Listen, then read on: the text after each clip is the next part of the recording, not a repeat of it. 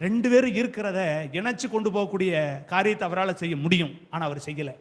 ஏன்னா பிரிச்சாதான் சில உபதேசத்தை, சில கட்டளையை, சில போதகத்தை நமக்கு ஆண்டவர் கற்றுக் கொடுக்க முடியும்.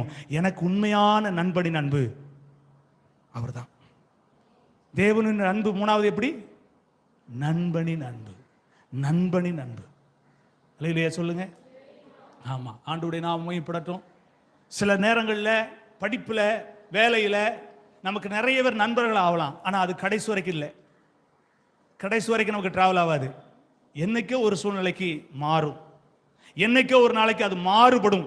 அன்னைக்கு தான் நம்ம தெரிஞ்சுக்கலாம் தேவனுடைய அன்பு எனக்கு விலையேறப்பட்டது. இன்னைக்கு ஆண்டு உங்களோட பேசுறாரு. இந்த சத்தியம் உங்களுக்கு தான். இனி ஞானமா நடந்துக்கிடணும். இனி ஞானமா உங்களுக்கு உண்மையான நண்பர்னா இயேசு கிறிஸ்து ஒருவர் தான். உங்களுக்கு பெஸ்ட் யாரு?